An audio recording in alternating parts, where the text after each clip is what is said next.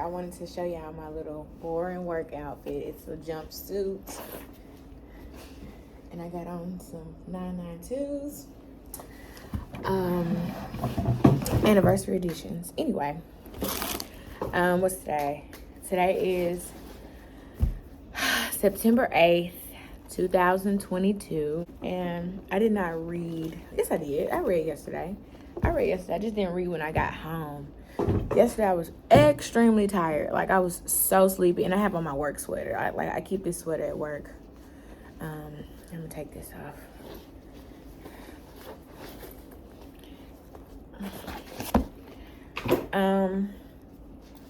I read a little yesterday. I read for like 45 minutes yesterday. And I got pretty far in the book. It's like, yeah. So I'm really... Good morning, teachers. Happy Friday Eve to each of you. The time now. All right. So, yeah, back to what I was saying. I love the book. I love this book. Anna Burns, she's like, you know, she's giving me what I wanted. You see how much I'm smiling? Because, y'all, before I went to the library and picked up my books, I wasn't sure. I was not sure what I was getting. But all in all, I'm sure now. I love it. So, as I stated before, we're following the story of the main character. She goes by Middle Sister. And if anything, how I can explain this story is, it's most definitely personal anecdotes about the times that she's in, which is the Troubles. And the Troubles, because I had to do a little bit of research, and this is what I do when it's a book that has a lot going on in it. I had to just do a little bit of something, and I put it in the back on a Post-it. So, the Troubles, aka the Northern Ireland conflict, lasted about 30 years. It started in the 1960s and ended in 1998. It was also known as an irregular / low-level war. The conflict was primarily political and nationalistic, which is an idea and a movement that holds that the nation should be congruent with the state. And it was not a religious conflict, although some people would say the Catholics were against the Protestants. So there's just a little backdrop of what's going on in this story and why tensions are so high and people are so skeptical of everyone that comes around, including the Milkman person that is high on Middle Sister's tail. Okay, Milkman is a middle-aged married man who begins not harassing her, but I would say kind of harassing her. I haven't gotten to a part specifically where it says that he has been harassed. He has been harassing her, but he keeps on popping up, okay? And I'm at the point where he has popped up for the 3rd time. And I will be back when I get some time. My first student is about to arrive. Talk to you later.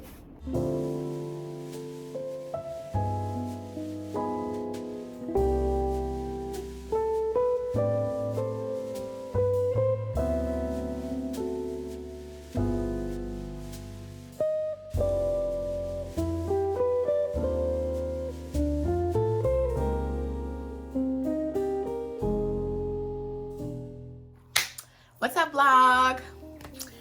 I don't know. I think the last time I talked to you, I was like Thursday, the 8th. Today is Saturday, September 10th. And like I said, since we finished my Doc Vanessa, we're back to reading Milkman.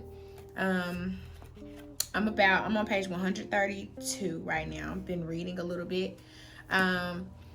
I have some things that I want to add, but I honestly need to go back to the previous clip first, see what I said, and then come back and talk more about this. So I think I'll probably come back. It's 7:33 now. I'm probably going to come back to you guys at like 10:30 and like talk about the book a little bit more. I'm in for the night. Today's a Southern Heritage Classic, which is where TSU TSU's football team goes against JSU, which is Jackson State University's football team, but I don't indulge in those things. I just want to come home. I'm gonna cook some dinner, and read the rest of the night. My daughter is on an impromptu. Well, it's not impromptu. Let me see. Her dad called her yesterday, so he came and picked her up today. So she's not here this weekend and today, and I miss her. She hadn't spent the night with her dad and her other family in a while, and I honestly been enjoying it. Also, I've been doing my little hair. I put these mini braids in my hair, and I like it. I'm not done. I have this little portion left to do, and it'll get done before I have to go to work, okay? But I'm not in a rush. Not right now. I don't feel like fidgeting with my hair right now. I just don't. But yeah. So I'll come back at about, like I said, 10:30 regarding the book. So it gives me 3 whole hours. It's 7:35. That'll give me 3 hours. So I'll put a dent in that and talk more about it. And I also went to, I know I just did a fall book haul on my channel, but since I was out that way from getting my pedicure, I went ahead and went to Burt's Books, which is one of the oldest independent bookstores in the city. I don't know. I just went because I was in the area, and they ended up having a few things that were on my wish list, either on Blackwell's or on Amazon. So I went ahead and grabbed them because they literally had 3 books that I really wanted, aside from the 2 books that I just bought retail. Remember, I have Cleopatra and Frankenstein, and I got that retail from Blackwell's paperback, and I have Either Or, and I got that retails from Blackwell's. I have Severance, but it was a gift, and I have Intimacies, which is a gift, and they're all retail. Everything else that I pretty much showed you last week, or 2 weeks ago, was secondhand. So I have a couple of more resale items here because one of my coworkers sent me a gift. She sent me some money on Cash App, and I told her, I was like, thank you. It was very surprising, very shocking. But I said, I'm gonna buy books with the money or whatever. But of course I had to add my own money to it. I just have to say that because right now we're in such difficult times, and I know some people don't look at being able to purchase books as a luxury, or being able to afford to live alone, have a car, being able to get things from the grocery store, indulge a little, get a pedicure. Those things in this day and age, in this time, are complete and utter luxuries. I'm sorry if you don't look at it like that. I think that you should start. Whoever's watching my video, I think you should start.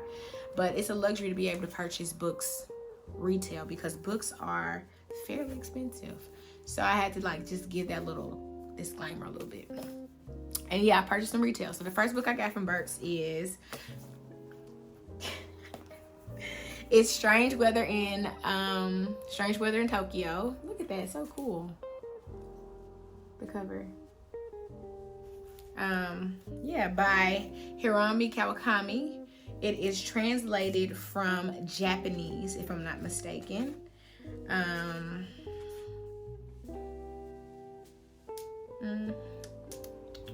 It's translated from the Japanese. I have to make sure.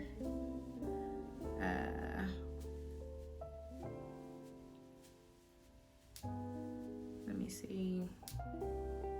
It was published as The Briefcase by Counterpoint in 2012.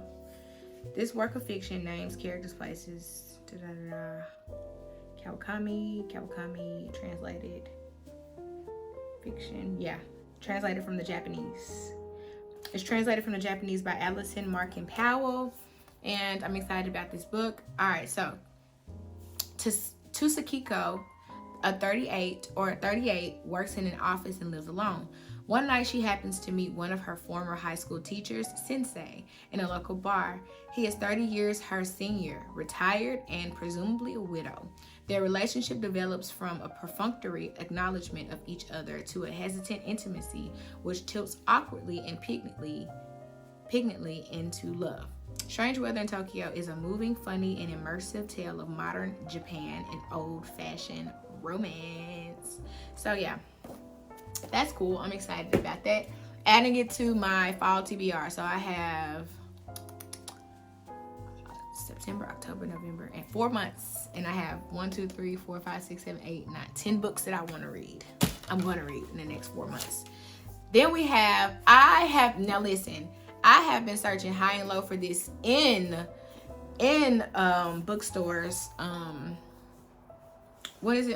In secondhand bookstores, but they never have this Gabriel Garcia Marquez.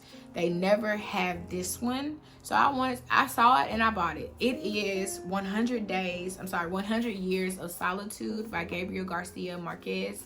And it's a classic. It is a modern classic novel written, I think, in 1982, if I'm not mistaken. Look, you know it's gonna be good. It has a family tree. I'm not a big fan of this cover because it has the Oprah stamp of approval on it. I didn't need that, but this is the one that they had, so I got it.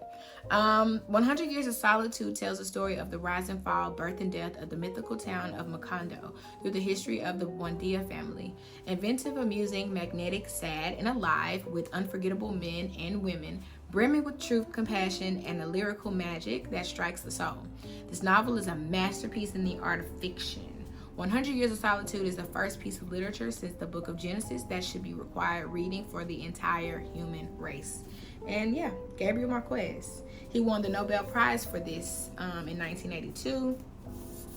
Among it being a prize-winning book, I just have heard amazing things about this book. Literally. Not so much for Strange Weather in Tokyo. This is just me entering into, like, you know, the translated fiction of Japanese, Asian, Chinese authors. And so I haven't heard amazing things about this, but this book was on my radar. And when I went into the bookstore, it was also one of the titles that are under the employees have like little book stacks that they recommend books, and it was one of them. This was on there. Also, A Rose in Brooklyn or something like that was on there, and I want that book too, but I was leaving that there because one thing about independent bookstores, they are so expensive. I paid $16.95 for this when I know I could have got it for like $12 or something like that, or at least $14. I could have saved $3, but whatever. And yeah, this book I paid retail for because it's new also. So I paid $17 for this, and they gave me a cute little bookmark. Burke's Books. Cute little bookmark. Anyway. So yeah, I'm excited for this one. And then, God knows, I have wanted this book. I'm so glad that they had all 3 of his books. But I got Stoner by James Williams, and this book has been floating around the interwebs for I think about a year now. It's been on my radar. Grace from GK Reads put this on my radar. I think she reviewed it earlier this year or last year, when I was like, because I think what happened was I found her channel and I just started binge watching her. But she talked about this book so good, either in one of her wrap-ups, or I think she might have done a reading vlog around this book. I'm not sure, but she's the person that made me want to read this book. Nobody else. But then I started seeing other people's videos, not recent ones, they're kind of old, and I saw that other people have read this book, whether it was 4 years ago, 6 years ago, 8 years ago. It's really old. This is an NYRB edition, which is fantastic. It looks really, really nice. And I just heard it was a nice, quiet novel centered around life from his early years to his death. I think he does pass away in this book, but it just is a nice tale of a life. And so since I saw that they had it, I did buy it, and I paid $14.95 for this. It's kind of mad, but I was like, So for one, I supported a local bookstore, a local shop. And for two, this book is probably going to stay in my collection forever. So yeah, so these are the 3 books. I only got 3 books today. So you guys, what's up? Today is Sunday, September 11th and or 12th. It's the 11th or the 12th. I don't know. I don't have a watch on today.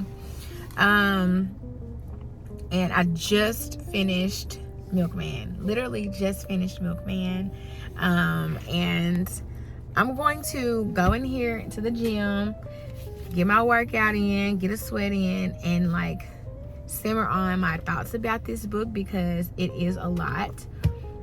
This book is a lot to digest. It's a lot to think about. It's a lot to consider before I can just come on camera and just like talk about it. But I did want to come on and say I did finish the book. And I also started reading Strange Weather in Tokyo today. Also, so I started reading this book this morning and I'm on chapter 3, 22 stars, and I must say it is so good. It is so delightful. It's so sweet. It's unique. It's different, and I love it. Look at how I'm smiling. I'm smiling because I like it so far. But yeah, I'm about to get ready to go work out right now, so I guess I'll see you guys this evening sometime when I have gotten my thoughts together about Milkman, and then I'll tell you a little bit about Strange Weather in Tokyo. Today's Sunday, September 11th. Same day, but it's a little later, as I said. I have been up since 7 o'clock this morning, out the house since 9, running errands, working out, and reading. So as I stated before, I did finish Milkman. Pull my shirt down. I have on my pajamas and they're like, I open it up. Anyway, as I stated earlier, I did finish Milkman. I cannot bring myself to get up and put on no clothes, okay? I am in for the night, in the bed for the night. This is what you're going to get. At least my face is clear. I finished Milkman and I'm going to attempt to talk about this book. Okay, so we already know what the story is about. I've given you a brief synopsis of the story and what it's about. I talked to you about some of the things a little bit, how the character goes by middle sister and everybody's unnamed, even down to her mother, her boyfriend, everybody. It's Ma and Da and somebody mix somebody, literally somebody mix somebody. Then you have Milkman, maybe boyfriend, chef. There's no names, okay? At the end, we get a few names of people, but I don't know why we get their names. Well, we only get one name because a letter is written. But to talk about this book, there's a lot that can be said about this book. As you can see, all these tabs. There is a lot that can be said about this book. And really quickly, I also want to iterate that half this book I read, and the other half I also read it whilst listening to the audiobook. I found that the audiobook relayed the text to me in a way that it was supposed to be read. Remember, I was telling you guys I was kind of struggling just with the colloquialness of the novel, meaning for me, even like it's called code switching, kind of, in a way. I am a Black American woman, and so there's some things that are spoken and said in my community that are not known and that would not be understood in like regular white America. So I definitely understood where Anna Burns was coming from in writing the novel the way that she wrote the novel, in the language of Irish and Ireland people and how they speak and how they talk in their normal community. I love that. So the audiobook, I got it on Scribd, and it was really, really, really, really good. I'm so glad that I found it and I listened to it and read the book towards the middle and the end. I'm happy about that. So I got a very much better understanding of the book and the ideas that Anna Burns was trying to bring to life. And so now let's just go a little bit into detail about what I think and what I feel about the book. To start off, I found the book extremely compelling. I found it very evocative, and I really enjoyed the prose so much. It was not a difficult text to get through, in my personal opinion, because I understood it. I understood the run-on sentences. I understood the dark humor and the jokes. I understood why she was presenting the story the way that she was presenting the story. It's almost as if she's like, come here, let me tell you a little bit about my life. And in telling you a little bit about my life, let me relate my life to you and the message to you in the way in which it was lived out through me and my own experiences. And I love that. Some of the central themes in the novel are trust and war and female rights, human rights, your choice to be removed from a situation in which you are thrust into based on where you are from, and how even though you don't want to be a part of it, you have to be a part of it because it's innate in your community. And so you are guilty by association because you are from the community in which this thing is happening. So a little bit of backstory about Middle Sister.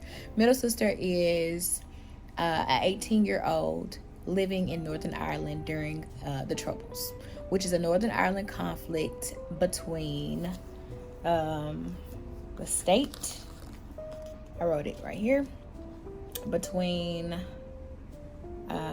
it's like a city and a state conflict. So it's a conflict primarily political and nationalistic. I definitely remember reading this. So you have people called renouncers of the state, who are people who are basically against the state. And so the story is titled after this person who begins to lightly stalk, and I say lightly because it is lightly. He begins to lightly stalk Middle Sister. He is a middle-aged man who is also married, and he is one of the well-known renouncers of the state. And he notices Middle Sister walking and reading one day at the Parks and Reservoirs, and he walks up to her and starts to talk to her. And in talking to her, Middle Sister realizes that he knows a lot about her, and she has not met this man before in her life. So I say lightly stalk because he physically only shows up a handful of times. But now that I'm speaking on it, it's aggressively stalking because he knew a lot of details about her life, down to her boyfriend, her mother, her sisters, her brothers, everything. He knew everything about her. So he definitely stalked her. And we never really get a sense of why he chose her. We just know that she is on his radar, and he is not letting up on her at all, letting her know that, listen, this is going to happen whether you like it or not. And so we just get that little piece of the picture. And so with that encounter between Middle Sister and Milkman, that's where you get this story, this stream of consciousness writing of one girl/woman basically talking to us about what she's thinking, how she's feeling, and how she's trying to maneuver in this chaotic space that she does not want to be a part of. And we get the sense of her basically, she doesn't have anybody to talk to because in all actuality, no one even believes her. So because tensions are so high and they're in this war, this is a soft war that went on. Remember, I told you guys, it was from 1960 to 1998. This is a soft war between a community, basically. So there's fear in the air, there's strife, there is non-trustworthiness, and everything and everyone is afraid to really speak their mind and share their true thoughts. And there's a lot of gossip and hearsay. And so because Milkman walked up to Middle Sister one time, that caused gossip to ensue. And everybody in the community ended up deciding that, oh my goodness, middle sister is Milkman's mistress. And so word starts to spread, and these lies are being told, and there's no way for her to like counteract or like dismiss these false accusations against her, because no matter what she does or what she says, people are going to believe what they're going to believe. Remember, why tell the truth when the lie is more, or why believe the truth when the lie is more entertaining, basically. And so that is what we're experiencing. That is what middle sister is experiencing, and she's telling us her story, or we're reading her story through her eyes, and it's so engulfing. The prose are so intense and funny. There's a lot, I have to say like that, there's a lot of dark humor, really, really funny bits, funny moments. And I've laughed out loud so much reading this book, even though there were so many serious points in this book. It was so funny. There's a lot to this novel that can be discussed. Let me find some quotes that I underlined. I underlined a whole passage. There's so much that can be read and said. Let me see. All right, so I think this is going to be, I'm going to read to you a piece of a conversation of middle sister and her mother. All right, it says here, so what if what she was saying was true? That the sky out, oh no. This is a passage from middle sister's French instructor. This is how she's feeling about something that her French instructor was talking about as related to the sky, and you'll see. So what if what she was saying was true? That the sky out there, not out there, whatever, would be any color. That meant anything could be any color. That meant, oh my God, let me start over. What if she was saying was true? That the sky out there, not out there, whatever, could be any color. That meant anything could be any color. That anything could be anything. That anything could happen at any time, in any place, in the whole of the world, and to anybody. Probably had to. Only we just hadn't noticed. Okay, so it's hard to read that and talk about that without going up a little bit further. So let me go up a little bit further.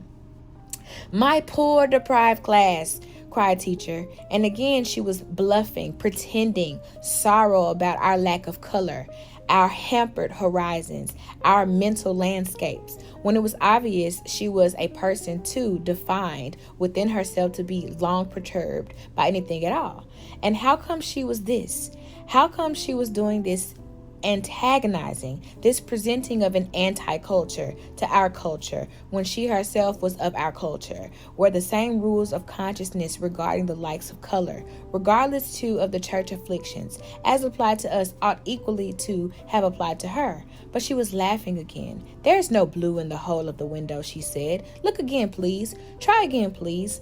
And class, here she paused, and for a moment this did become serious. Although there's no lack of color out there really, there's nothing out there really. But for temporal purposes, please note, the sky that seems to be out there can be any color that there is. Testicles! Cried some ladies and gentlemen in a Frisian. Only in a Frisian. Okay, it was French. But anyway, like something like that. So like reading something like that and highlighting something like that, I was just like, what in the actual fuck is Anna Burns trying to tell me? And so it's basically just like everything is everything, anything is anything. It's what you make it. Your perspective on life is different from someone else's perspective on life, so long as you have a perspective on life, or your views of things are different from someone else's views on things. Don't take teacher's word for it. Don't take middle sister's word for it. Don't take mom's word for it. Present the themes and ideas of life itself, or of the sky. Since they were talking about the sky, I'll say the sky. Present the theme of the sky itself pull the colors out that you see and only you see. So that was kind of going back and forth of the description of this right here. And so they were just trying to look in, or she was just trying to get them to talk in depth about the different colors that they see.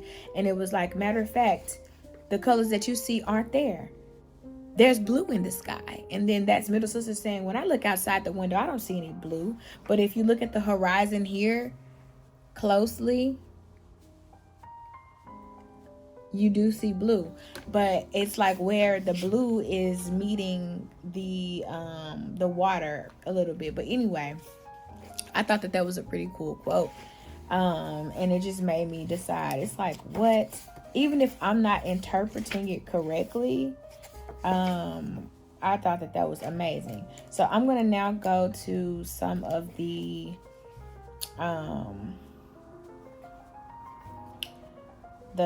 tabs that I put that are yellow. Those are just like the ones that just really spoke to me. So I have one here. All right. So this shit right here really got me. This part, what I'm about to read, is a portion of where Mother was talking to middle sister about how she felt about Dad in his episodes. Now, if you read the book, you'll find out that there's some things that Dad was saying on his deathbed to middle sister that was just like, wow. It was basically, he thought that he was talking to somebody else. He didn't know that he was talking to his daughter. And he just like released some information onto her that was just like, what? And so then to read a little bit further and come to the ideas that Mother had about their father and their father being a depressed person, I just was like floored by the writing. So right here, I quote, she meant depressions, for Di had them. Big, massive, scudding, whopping, black cloud, infectious, crow raven, jackdaw, coffin upon coffin, catacomb upon catacomb, skeleton upon skulls upon bones, crawling along the ground to the grave type of depressions. Ma herself didn't get depressions, didn't either tolerate depressions. And as with the lots of people here who didn't get them and didn't tolerate them, she wanted to shake those who did until they caught themselves on. Of course, at the time, they weren't called depressions. They were moods. People got moods. They were moody. And I'm just like, what? And so let's go down a little bit further. Is that life's hard for everybody? She was basically saying Mom wanted her dad to understand that life is hard for everybody. It's not just for them. It's not just for them. It's hard. So why should they get preferential treatment? You got to take the rough with the smooth. Get on with life. Pull yourself together. Be respected. There are some people, daughter, she said, people with much more reason for psychologicals, with more cause for suffering than those who help themselves.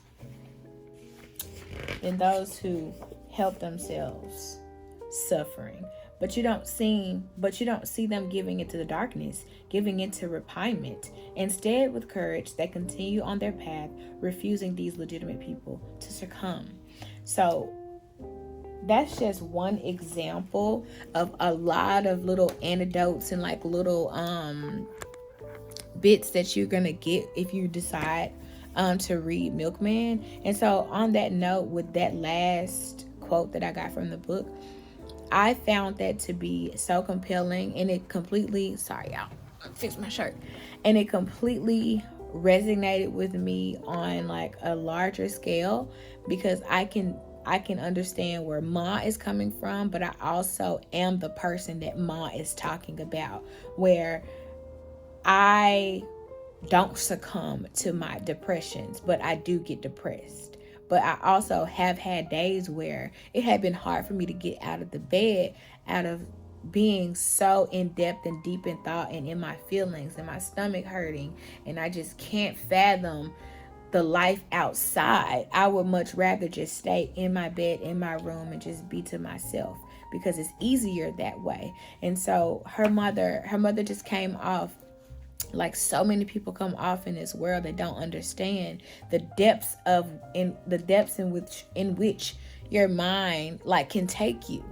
And she just did not understand their father. She didn't understand their father at all.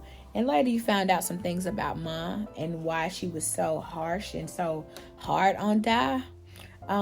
You just really get a sense of why. And also we have to consider the times in which this novel is set and based. And so the mindset of I don't know if she's Gen X. She's not a boomer. She might be a boomer. I think she's far from a boomer. She might be before boomer, Gen Xer. But you kind of get the reasons why Ma is the way Ma is. And so I hope what I'm saying makes a lot of sense. A bit kind of a little hazy from my day. But all in all, I enjoyed this book. A lot. I liked Milkman so freaking much. I enjoyed Milkman so freaking much.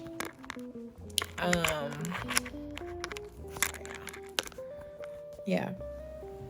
I liked it a lot. And I'm glad that I stuck with it and I finished it. It was very much one of those types of books where like you have to just stay with it. It was really good. Now let's talk about, because this is gonna be a 2-book. I lied. In that last clip, I was like about to get ready to say, all right, y'all, enough about Milkman. Let's go into Strange Weather in Tokyo. Well, you're gonna have to watch the next vlog, because this vlog is already, after editing it down, it's at a good little 37 minutes, 35 minutes. We're gonna keep it like that, okay? And I hope you guys enjoy it, and I'll see you in my next upload when I talk about Strange Weather in Tokyo. Yeah. TTYL.